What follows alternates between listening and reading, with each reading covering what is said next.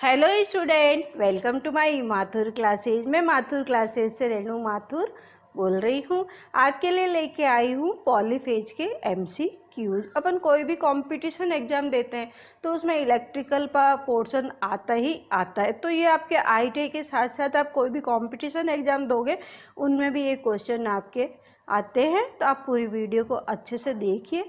पूरी वीडियो को देख के लाइक करके कमेंट और शेयर ज़रूर करो, क्योंकि अभी लॉकडाउन चल रहा है, सभी की ऑनलाइन क्लासेस चल रही है। तो ऑनलाइन क्लासों में क्या है, वीडियो बनी हुई है यूट्यूब पे, तो आप कभी भी किसी भी वक्त किस टाइम देख सकते हैं। तो कितनी बार देखो, आपको कोई मना करने वाला नहीं है, तो आप कोई भी वीडियो को कितनी बार भी देख सकते हैं। पॉलीफेज का पूरा चैप्टर देखने के लिए डिस्क्रिप्शन बॉक्स में आपको इसकी लिंक मिल जाएगी। प्लेलिस्ट में जाके आप देखेंगे तो पॉलीफेज का आपको टॉपिक पूरा मिलेगा। वीडियो, इसकी 2 वीडियो बनी हुई हैं, आप उसको देख सकते हैं। उससे पहले मैंने AC थ्योरी की वीडियोज बनाई थी।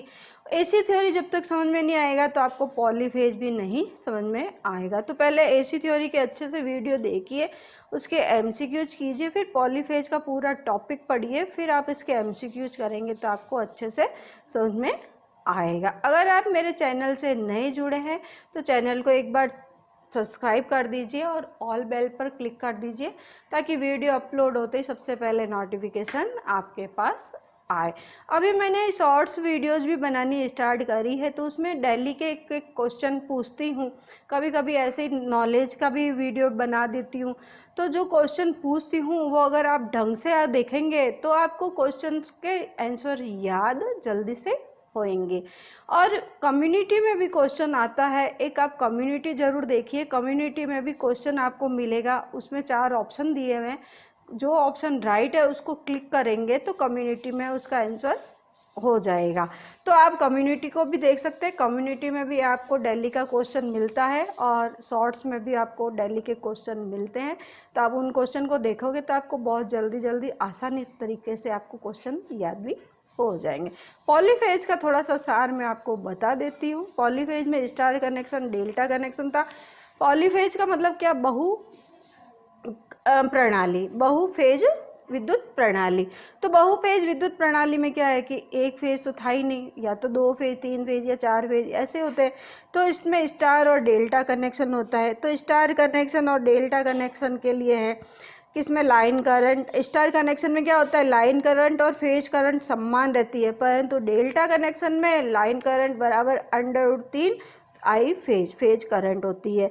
और स्टार में लाइन वोल्टेज √3 फेज वोल्टेज के बराबर होता है, परंतु इस डेल्टा में लाइन वोल्टेज और फेज वोल्टेज बराबर होता है। तो ये फॉर्मूला है, जब आप पूरी वीडियो को देखोगे तो आपको अच्छे से समझ में आएंगे। अब अपन पहला क्वेश्चन करते हैं कि भाई 3 फेज 4 वायर सिस्टम का प्रयोग सामान्यतः निम्नलिखित के लिए किया जाता है। क्या कह रहा है, 3 फेज 4 वायर। तो 3 फेज 4 वायर प्रणाली में, तो जैसे अपन सपोज किया ट्रांसफॉर्मर ही ले लिया, तो ट्रांसफॉर्मर में अपन ने लिया, तो ट्रांसफॉर्मर क्या 3 फेज, तो इनपुट जा रहा है और आउटपुट में क्या निकलता है, 4 तार निकलते हैं, एक न्यूट्रल का भी तार निकलता है। तो ये क्वेश्चन में ये पूछ रहा है कि 3 फेज 4 वायर सिस्टम का प्रयोग सामान्यतः निम्नलिखित के लिए किया जाता है। तो किसके लिए किया जाता है, सेकेंडरी प्रणाली में, सेकेंडरी डिस्ट्रीब्यूशन में अपन इसका प्रयोग करते हैं। सेकंड क्वेश्चन है, 3 फेज वाले एक सिस्टम में शक्ति को मापने के लिए, मतलब शक्ति यानी कि पावर, क्या हो गई, शक्ति यानी कि पावर को मापने के लिए 2 वॉटमीटर जोड़े जाते हैं। यदि 1 वॉटमीटर की रीडिंग 0 है तो 3 फेज वाले लोड का शक्ति गुणा क्या होगा। क्वेश्चन ढंग से पढ़ो, फिर इसको सॉल्व करना पड़ेगा। ये न्यूमेरिकल है, इसका तब सॉल्व होगा जब इसका फॉर्मूला याद होगा। फॉर्मूला कब याद होगा, जब अपन इसकी पूरी वीडियो देख रखी है। क्वेश्चन है, 3 फेज वाले एक सिस्टम में पावर को मापने के लिए 2 वॉटमीटर जोड़े जाते हैं। यदि 1 वॉटमीटर की रीडिंग 0 है तो 3 फेज वाले लोड का शक्ति गुणा क्या होगा। अब जो वॉटमीटर है, तो वॉटमीटर की रीडिंग नाप, फॉर्मूला होता है अपने पास 10 फाई बराबर √3 P1 minus P2 upon P1 plus P2। ये वॉटमीटर 2 वॉट मीटर है तो उनको नापने का ये फॉर्मूला अपने पास होता है। अब ये कह रहा है कि 1 वॉट मीटर शून्य रीडिंग देता है तो दूसरा वॉट, तो अपन को फॉर्मूले में थीटा का मान निकालना। जैसे एक 3 फेज में 2 वॉट मीटर जोड़े हैं, 1 वॉट मीटर की रीडिंग शून्य है तो 3 फेज वाले लोड की गणना करो। तो 1 वॉट मीटर अपन ने सपोज कर दिया कि P2 को अपन ने कर दिया शून्य कर दिया, सपोज करो। तो अब इसके अंदर अपन मान रखते हैं तो क्या होगा, √3 P1 माइनस P2 कितना हो गया 0 बटा P1 प्लस 0, तो 0 0 गया। अब P1 बटा P1 ये भी चला गया तो ये कितना बच गया √3। तो किसका हो गया tan phi बराबर √3। √3 tan phi में किसका मान होता है, tan phi में √3 किसका मान होता है, tan 60 डिग्री का। किसका होता है, tan 60 का मान होता है। तो phi कितनी हो गई 60 डिग्री हो गई, phi का वैल्यू कितनी हो गई 60 डिग्री। अब अपन को क्या करना है, शक्ति गुणांक करना है। तो शक्ति गुणांक हमेशा किस में होता है, cos phi में। तो अपन को cos 60 का मान निकाल लेते हैं। cos phi की कितनी होगी 60, तो cos 60 की वैल्यू कितनी होती है, टेबल अपन को याद रखनी पड़ेगी। cos 60 की वैल्यू होती है 1/2। तो 1/2 कितना होता है 0.5, कितना होता है 0.5। अब इसमें ऑप्शन में 0.5 कहाँ पे है, उसको अपन टिक कर देंगे।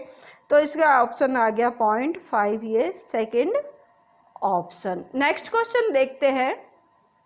तो सेकंड क्वेश्चन तो अपन ने इतना फॉर्मूला लगा के किया, जब अपन को फॉर्मूला याद नहीं होगा तो अपन क्या करेंगे। नेक्स्ट क्वेश्चन आ जाता है third, any code of India के अनुसार न्यूट्रल का रंग कोड क्या होता है। अब सबसे पहले तो आती है बात, एनी की फुल फॉर्म क्या होती है। तो एनी की फुल फॉर्म होती है नेशनल इलेक्ट्रिसिटी। क्या होती है, नेशनल इलेक्ट्रिसिटी। एनई का मतलब क्या है, national electricity code of India के अनुसार न्यूट्रल का रंग कोड क्या होता है। अब जो अपने 3 फेज होता है तो 3 फेज के अंदर क्या होता है, R, Y और B, रेड, येलो और ब्लू, ठीक है। अब ये R, Y, B red, yellow और ब्लू। अब क्या होता है कि जो ग्रीन होता है इसमें जो होता है अर्थिंग का, ठीक है, और जो ब्लैक होता है जो होता है न्यूट्रल का। किसका होता है, न्यूट्रल का। तो अब अपने को क्वेश्चन में क्या पूछ रहा है कि न्यूट्रल का रंग क्या होता है, किसमें, एनी कोड में। तो न्यूट्रल का कलर कौन सा होगा, तो अपन ने कौन सा बताया, न्यूट्रल का ब्लैक। तो इसमें काला कलर, ब्लैक क्या है, काला, ठीक है, ये आ गया समझ में। नेक्स्ट क्वेश्चन आ गया, लाइन वोल्टेज का क्या अर्थ होता है। लाइन वोल्टेज का क्या अर्थ होता है कि किन्हीं 2 फेजों के बीच उपलब्ध वोल्टेज। कोई 2 फेज होंगे, उनके बीच में जो वोल्टेज होता है उसको अपन क्या कहते हैं, लाइन वोल्टेज कहते हैं। अब पांचवा क्वेश्चन है, यदि स्टार 3 फेज परिपथ का फेज करंट 100 एम्पियर हो तो लाइन करंट क्या होगा। अब ये सबसे पहले तो ये अपन को देखना है कि स्टार में है या डेल्टा में है। तो स्टार में है तो स्टार में क्या होता है मैं आपको बता देती हूँ। स्टार कनेक्शन है तो उसके अंदर क्या होगा, IL बराबर IP, ठीक है, और EL बराबर √3 EP, ठीक है। ये तो आपका फॉर्मूला स्टार में। अब ये क्वेश्चन, ये स्टार तो आ गया, अब ये 2 फॉर्मूले। अब ये पूछ रहा है फेज करंट, तो फेज करंट का फॉर्मूला कौन सा हुआ ये। अब ये कहता है फेज करंट 100 एम्पियर है तो लाइन करंट कितना होगा। तो फेज करंट अगर IL बराबर क्या होता है, IP होता है, ये देखो यहाँ पे बना हुआ। तो IL अपने को IP दे दिया है 100, तो IL कितना हो गया 100, तो बराबर होगा ना, IP जितना है उतना ही IL होगा। कब, जब स्टार कनेक्शन है। तो इसमें जो आंसर है उसमें 100 को टिक कर दिया। नेक्स्ट क्वेश्चन है, बहुफेजीय प्रेरण मोटर में जिसमें स्टार डेल्टा स्टार्टर लगा है, प्रत्येक वाइंडिंग के छोरों पर वोल्टेज कितना होगा। तो इसमें इसमें क्या होगा, फेज वोल्टेज बराबर VL बटा √3, इसका ऑप्शन होगा सी।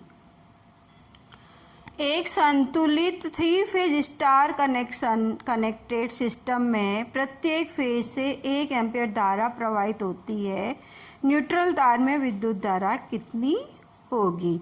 अब देखो क्वेश्चन ढंग से पढ़ो तब अपन को उत्तर आता है, फिर भी अपन सही नहीं कर सकते। क्वेश्चन में है एक संतुलित, ये मतलब संतुलित है, बैलेंस्ड है। तो बैलेंस्ड है तो उसमें क्या होगा, उसमें कोई भी करंट फ्लो ही नहीं होगा, तो क्या होगा, शून्य ही होगा। अगर वॉटमीटर संतुलित है तो उसके अंदर क्या होगा, करंट फ्लो नहीं होगा, तो उसका मान क्या होगा, शून्य ही होगा। नेक्स्ट क्वेश्चन है, एक स्टार संबंध 3 फेज सर्किट का फेज वोल्टेज 300 वोल्ट है, तो लाइन वोल्टेज कितना होगा। तो अब क्या है, किसमें है, स्टार कनेक्शन में। तो स्टार कनेक्शन में अपने क्या होता है, स्टार कनेक्शन में क्या बताया था मैंने आपको, स्टार में आपका होता है EL बराबर √3 EP, ठीक है, ये फॉर्मूला है। अब इसमें फॉर्मूले में अपन मान रख देते हैं। तो स्टार कनेक्शन है तो ये इसमें क्या हो गया है, फेज वोल्टेज कितना है 300, तो √3 इंटू 300, √3 का मान कितना होता है 1.732, इसको 300 से गुणा करेंगे तो इसका आंसर करीब करीब आता है 519.62। अब नेक्स्ट क्वेश्चन आ गया, 3 फेज वाले लोड को मापने के लिए 2 वॉटमीटर विधि का प्रयोग किया जाता है। अब देखो वॉटमीटर में भी क्या है, 1 वॉटमीटर विधि, 3 वॉटमीटर विधि, 2 वॉटमीटर विधि, 3 ऐसी विधियाँ दी हुई है। आप पूरी वीडियो देखोगे तो आपको याद आ जाएगा। तो अब जो 1 वॉटमीटर होता है तो उसके अंदर क्या होता है, संतुलित लोड के लिए लगाते हैं। 3 वॉटमीटर है जो असंतुलित के लिए लगाते हैं, परंतु जब 2 वॉटमीटर लगाते हैं तो असंतुलित और संतुलित लोड के लिए लगाते हैं। अभी अपने पास क्वेश्चन क्या है, 3 फेज वाले लोड को मापने के लिए 2 वॉटमीटर विधि का प्रयोग करना है। तो 2 वॉटमीटर विधि का प्रयोग अपन कब करेंगे जल्दी से बताया मैंने, वापस आपको बता देती हूँ। एक तो होता है 1 वॉटमीटर, एक होता है 3 वॉटमीटर, एक होता है 2 वॉटमीटर विधि, ठीक है, ये 3 विधियाँ होती है। अब जो 1 वॉटमीटर होता है वो तो होता है संतुलित के लिए, ठीक है। अब जो 3 वॉटमीटर होता है वो होता है असंतुलित के लिए, परंतु जब 2 वॉटमीटर है वो संतुलित और असंतुलित दोनों के लिए। तो अपने पास क्या है, 2 वॉटमीटर है। यहाँ पे अपने को क्वेश्चन में क्या पूछा है, 2 वॉटमीटर, तो 2 वॉटमीटर कहाँ होगा, संतुलित और असंतुलित लोड के लिए। तो इसका ऑप्शन डी ई राइट है। नेक्स्ट क्वेश्चन आ गया, पूरी वीडियो देखोगे तो आपको बहुत अच्छे से समझ में आएगा। जिस क्रम में फेजों में वोल्टता अपने अधिकतम धनात्मक मान तक पहुंचती है उसे क्या कहते हैं। 10वां क्वेश्चन है कि भाई जिस क्रम में फेजों में वोल्टता अपने अधिकतम धनात्मक मान तक पहुंचती है उसे अपन क्या कहते हैं, उसको अपन कहते हैं फेज सीक्वेंस या फेज अनुक्रम, ठीक है। वो चकती होती है, चकती में अपन ने देखा है कि ये एक चकती बनी हुई, मैंने पूरी वीडियो बता रखी है इसमें। तो जब RYB है, फेज क्रम RYB है तो ये इस तरह घूमेगा, ठीक है ना। परंतु अगर RBY है तो ये चकती ऐसे घूमेगी। परंतु अब ये इसको क्या कहते हैं, फेज सीक्वेंस। तो ये अधिकतम धनात्मक मान तक कैसे पहुंचेगा, फेज सीक्वेंस के कारण। अब नेक्स्ट क्वेश्चन है, RYB अनुक्रम में पहला फेज अपने अधिकतम मान पर पहुंच जाएगा। कौन सा पहुंचता है, स्टार्टिंग भी RYB से होता है तो रेड से ही होता है, तो सब पहला स्टार्ट ही लाल से होएगा तो पहला पहुंचेगा भी अधिकतम मान पे, कौन सा, लाल ही तो पहुंचेगा, तो इसमें हो गया लाल, ठीक है। नेक्स्ट क्वेश्चन आ गया, 3 फेज वाली सप्लाई में न्यूट्रल पॉइंट कनेक्शन में उपलब्ध नहीं होता। देखो एक स्टार कनेक्शन होता है और एक डेल्टा कनेक्शन होता है। स्टार में क्या होता है, एक न्यूट्रल पॉइंट होता है, परंतु डेल्टा में न्यूट्रल पॉइंट नहीं होता। तो ये क्वेश्चन में ये पूछ रहा है न्यूट्रल पॉइंट नहीं होता, किस में नहीं होता है, डेल्टा में। ठीक है, नेक्स्ट क्वेश्चन आ गया, निम्नलिखित विधियों में से एक को पहचाने जो केवल 3 फेज के लोड की आपूर्ति करने में सक्षम होती है। तो क्या है क्वेश्चन, वापस से देखते हैं। निम्नलिखित विधियों में से एक को पहचाने जो केवल 3 फेज लोड के लिए सक्षम होती है। तो कौन सी होती है, डेल्टा कनेक्शन। तो कौन सा होगा, डेल्टा कनेक्शन को अपन टिक कर देते हैं। नेक्स्ट क्वेश्चन है, 3 फेज डेल्टा कनेक्शन की लाइन धारा होती है। 3 फेज है, डेल्टा कनेक्शन है, तो डेल्टा कनेक्शन में लाइन देखो, डेल्टा कनेक्शन में DELTA, डेल्टा कनेक्शन में क्या होगा, IL बराबर √3 IP और EL बराबर EP। ठीक है, अब ये क्वेश्चन क्या पूछ रहा है कि 3 फेज डेल्टा कनेक्शन में लाइन करंट क्या होती है, लाइन करंट ये, तो क्या होगी, फेज करंट का 3 गुणा। तो क्या होगा इसका आंसर, फेज करंट का 3 गुणा। ठीक है, नेक्स्ट क्वेश्चन आ गया, एक डेल्टा कनेक्शन में होता है। अब डेल्टा में ही मैंने आपको बताया था, डेल्टा कनेक्शन में अब ऑप्शन में दे दिया लाइन वोल्टेज बराबर फेज वोल्टेज, ये अपने आ गया लाइन वोल्टेज, EL लिखो चाहे EP लिखो, चाहे EL बराबर EP या VL बराबर VP, ये एक ही बात है। तो इसका आंसर हो गया लाइन वोल्टेज बराबर फेज वोल्टेज। आज अपन ने ये 15 क्वेश्चन किए हैं। आप पॉलीफेज की पूरी वीडियो देख के डिस्क्रिप्शन बॉक्स में आपको पॉलीफेज की लिंक मिल जाएगी, आप उसको पूरी वीडियो को देखो और इसके शॉर्ट क्वेश्चन करो। ये शॉर्ट क्वेश्चन आपके कंपटीशन एग्जाम में भी बहुत यूज में आएंगे, तो आप ज़रूर इन वीडियोज़ को देखिए। और शॉर्ट्स भी वीडियोज है, आप डेली के एक एक क्वेश्चन आपको याद हो जाएंगे अगर आप ढंग से आप देखोगे तो। और उत्तर कमेंट बॉक्स में आप कमेंट करके जल्दी से उत्तर दो।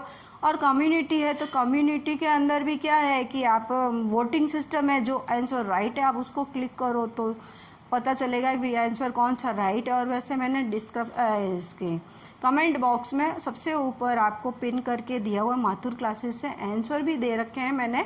क्वेश्चन देने के 24 घंटे बाद उसका आंसर आपको मिलेगा। पहले आप अपना आइडिया लगाइए कि इसका आंसर क्या होगा।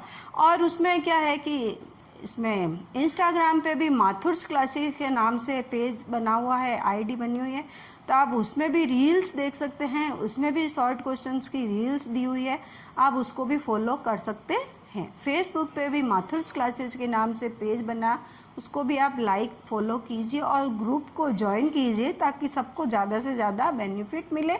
अभी लॉकडाउन चल रहा है, इसलिए ज़्यादा से ज़्यादा अपन को ऑनलाइन ही स्टडी करनी है।